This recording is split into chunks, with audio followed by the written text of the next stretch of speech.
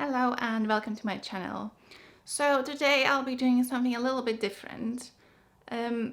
As you may know, we just had general election in the UK, and so I'm filming this in the morning of the results day, and obviously the results were as I expected, but not as I had hoped. So that aside, so I've been in the UK for 9.5 years now. So you think, it's a long time.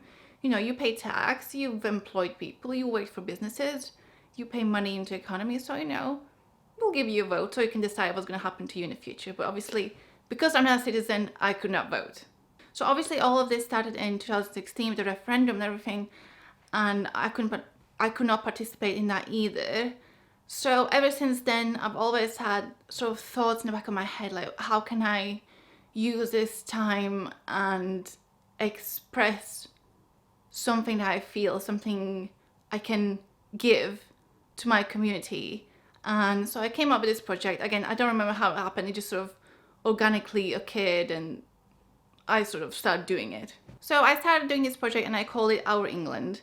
And now, today on the results day, thinking about the project title, it seems a bit like, was that a mistake? Is this going to be Our England? I don't know, but we shall see what happens next 5-10 years. I might not be here to see this, but obviously if I do move away, I'll be following closely what's happening in the country. So anyway, the project is called Our England, and what I did was I went to see 11 Europeans who live in the West Yorkshire area as well as Manchester, and I just had these sort of really intimate conversations about how do they identify today, the struggles or positive and negative experience they've had moving abroad. How do I feel about the concept of home? Like, what's home? Is it here? Is it somewhere else? Are you split between the two places? Which was actually quite a common theme from the, in the conversations we had. And mind you, I'm not like experienced in interviewing people or anything. So this was my first time doing an interview and recording it and then having to like spend such a long time writing everything down, but I did it. Majority of the people I met, I did not know them personally. I sort of, I searched everywhere. I searched through different Facebook groups. I searched through people I know, asking, have you got any European friends who'd be willing to talk to me? So it was such a long process, and I understand at the time it might feel like, people don't really want to let somebody in, like a stranger to, a stranger who would like dissect everything they truly think, and maybe they don't want to show it to the public, which is absolutely fair. I completely understand that. So I ended up finding 11 people who did agree, and I went to see them, photographed them, interviewed them, everything done. I put all the stories on my website, which is obviously going to be linked below. Somehow, for one reason or another, I ended up having mostly women. I don't know why, it just happened that the people who agreed were primarily women. I don't know why, just coincidence really. And I spoke to people from such various backgrounds as well. We have tax manager, we have a songwriter, we have a filmmaker, we have a fire safety engineer. So there's like a bunch of different areas that these people work in. So for me that was quite interesting, because it's like, it's not like I'm meeting all these people just in, say, university or in one workplace or whatever. It's quite a diverse group of people. I actually didn't intend for this project to be political. Obviously, it may come across, and I think that's why maybe some people didn't want to speak to me or didn't want to agree to have their opinions sort of put out there publicly for everybody else to see. Yeah, so the overall aim was to show to others and to prove to myself that we, people who do move abroad, who make these big, massive life changes, we are resilient, we are adaptable, and should anything happen, we'll deal with it, because we're used to it. We're used to changes. And again, that was a very common theme in in the conversations we had. The fact that these people, they think moving has helped them embrace changes, just changes in general. Being able to just up and go and or take that job that you've been really thinking about, and just having the courage to just go for it and just do it. This was not really to sort of glorify the fact that these people have moved abroad, including myself. It was more to give us sort of a platform to voice our opinions and to show that these opinions are just as valid as those of our neighbors. And just because we may not have, the opportunity to go into the polling station and put across, to whichever party, it does not mean that our opinion is not important and that, we should simply disappear and not be considerate in the long scheme of things. As I said, I didn't know most of the people. So how do you go from just messaging somebody like, yo, can we meet up? I'm going to talk about how you feel in this country, blah, blah, blah. And then how do you go from extracting that information and having these people really open up to you? Like, that was the biggest challenge for me, because obviously I don't have that experience. I'm, more than comfortable, obviously, to go and photograph people and things and events. But the actual talking bit and having to engage with people, and I think the biggest thing that helped me was the fact that I was able to relate to all these stories, or most of the stories, and just put myself in the shoes of these people, and we sort of found common ground quite easily. And I was just like so surprised that I had these people open up to me and, tell me these really intimate thoughts and not mind me putting them out for everybody else to see. So looking back at the project now, I feel like, obviously because I did it before the election, I feel like it was done in quite a hopeful manner, and the things we discussed, excluding some of the remarks and, anecdotes or whatever, it was generally quite hopeful for the present and for the future of us, and the people around us. And I feel like looking at now, and if I was to do it now, after election results came in, I might be in a danger of being too biased to approach it.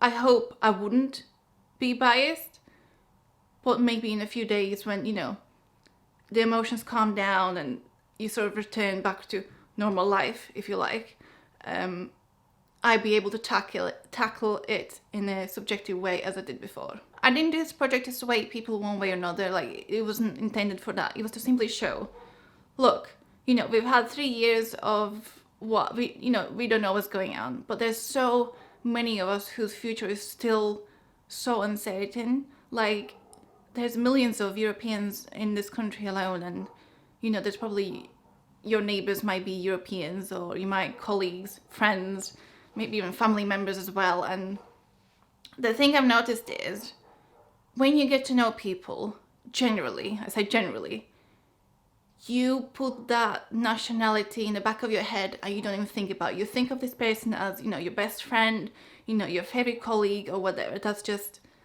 how you see them. So this European aspect, it completely disappears when you sort of get to know these people and you build relationships with them. So what happened in these 3 years, what I noticed was people have these relationships, but when they talk about immigration and things, they don't actually consider us. What they do is they say, look, I agree with these and these immigration policies, but I don't want you to go. Like, I'm cool with people that look like you, that are like you, or whatever. Like, I have nothing against you. But the minute you say that, we are in the same box. You can't just pick a few of us out. Like, I'm going to have this Polish person and this Ukrainian or whatever, and I'm happy with them. But the rest, no, thank you. So that's why I wanted to highlight a few individual stories, and just to show that, regardless of where we're from, we still have, similar hopes and dreams and aspirations for what we want in our life and what we want for our country. And regardless of, skin color or sexual preference or a passport, we're in this together because we're all in this one pot in this country, and we're just trying to make it work as best as we can. So obviously, because I could not vote or anything, I feel like maybe this was my way of, sort of being able to express myself and just showing a different side, to what's going on, and, different side to what people see on Facebook feeds and all the bullshit stories that you see in Daily Mail or whatever. This is about real people, and they're just like any of us. So here's one quote I really like from Chris I interviewed. She said, "My identity is I am of the European Union, and that's how I want to carry on being. I don't know if there's a difference by the country. I know in Portugal everyone really feels part of the European Union. If you ask my mum or dad, they will say yes, There are no doubts or questioning it. It's who we are and where we are. In Europe, where we are, we're so small. Creating further divisions and barriers and borders is just insane. The beauty and where the strength lies is that everyone is together behind something. And I feel like I can really relate to this, and I don't want to speak on behalf of everybody else because there's so many of us, but that's kind of the premise I followed and I had in my mind when I moved here 9 years ago. I've always thought of, United Kingdom as European. I never thought that they would want to leave or they sort of leaning to the right or anything like that. I always considered them, just Western Europe, same as France, Italy, whatever. Okay, Italy is more like South Europe, I guess. But anyway, so I always consider UK to be quite the same as mainland Europe, which when I did move, I did see the differences and I did hear how people don't necessarily identify themselves as European. Already back then, like 9 years ago, I already saw that then. Obviously not as widespread as it is now, but that's just something I came across. And I feel like so many of us moved here thinking this is how it's going to be. And I know what I'm doing and I know what I'm moving into, what I'm going into. And to have all of that suddenly changed, literally so suddenly, I think that it's just completely and utterly insane. And that's why I thought it was so important to highlight these stories and show how all of these people feel. And maybe it will show a different side to the story, somebody else looking in. There were some anecdotal stories as well, like this one from Matilda. She says, "I can always fuck off, but can you? So many people are trying to sort it out. My friend has just got a French passport somehow. His grandmother is French, so he thought, I guess I'm French. And he just got a French passport. I think now at this point he's got 2 passports, French and British. So funny. He doesn't even know how to speak French. He doesn't even know anything about the French." I think I did achieve what I wanted, which was to see how multifaceted the European community is and how different the circumstances are for everybody and how they feel about home here, home back home, or, however people call it. And that's really all I wanted.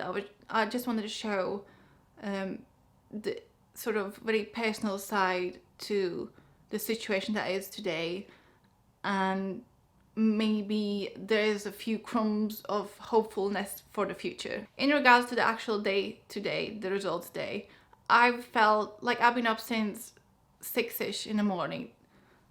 Not by choice. We had to get up early basically for work. But ever since 6 o'clock in the morning when I read the results and everything, I've just been sort of feeling like I did on the morning of the referendum results, which is kind of just, I don't know, you just kind of just flow through the day and try and move on and, see what happens, I guess. In regards to my own experiences here, I've been quite lucky, I think.